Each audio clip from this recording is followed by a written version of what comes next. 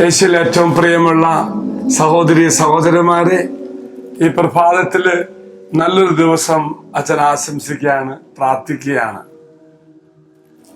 നിന്റെ ജീവിതത്തിലെ ഇന്ന് വലിയ അനുഗ്രഹം നിനക്ക് ലഭിക്കും.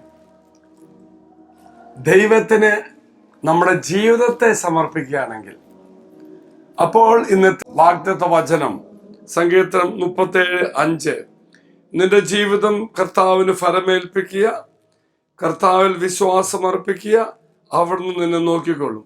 അപ്പോൾ ജീവിതം കർത്താവിന് ഫലമേൽപ്പിക്കുക, കർത്താവിൽ വിശ്വാസം അർപ്പിക്കുക, ഒന്ന് കാത്തുകൊള്ളും.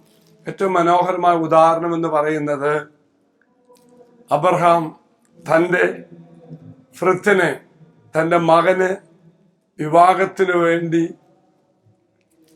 പെൺകുട്ടിയെ കണ്ടെത്തുവാൻ വേണ്ടി അയക്കുന്നുണ്ട്. ആ ഭൃത്യൻ പ്രാർത്ഥിക്കുന്ന ഒരു കാര്യമാണ്, എൻ്റെ യജമാനന്റെ ദൈവമേ,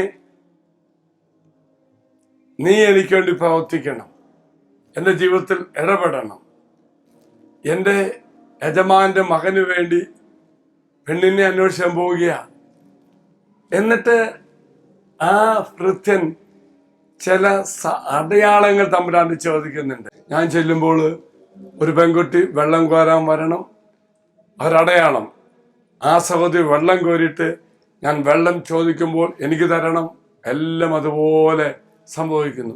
ഒന്നുണ്ട്, ആ ഭൃത്യൻ വിശ്വസിച്ചത് തൻ്റെ യജമാനന്റെ ദൈവത്തിലാണെങ്കിൽ അത് സംഭവിച്ചു. എങ്കിൽ പ്രിയമുള്ളവരെ, നമ്മുടെ ദൈവം വാഗ്ദാനം വിശ്വസ്തനാണെങ്കിൽ നമ്മുടെ ജീവിതത്തെ അവൻ്റെ പക്കലേക്ക് കൊടുത്താൽ അവൻ നമുക്കെല്ലാം പ്രവർത്തിക്കും.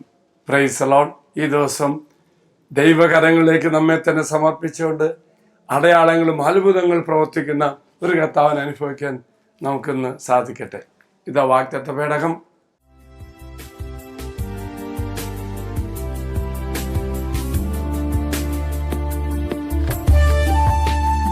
ഇത് നിങ്ങൾ സമർപ്പിച്ച നിങ്ങളുടെ എല്ലാ നിയോഗങ്ങളും അൾത്താരയിലേക്ക് അച്ഛൻ സമർപ്പിക്കുന്നു.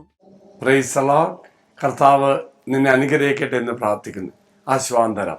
നമ്മുടെ കർത്താവായ ശമിശാകൃപയും പിതാവായ ദൈവത്തിന്റെ സ്നേഹവും പരിശുദ്ധാത്മാവിന്റെ സഹവാസം കൂടെ ഉണ്ടായിരിക്കട്ടെ, ഇപ്പോഴും എപ്പോഴും എന്നേക്കും. ആമേൻ.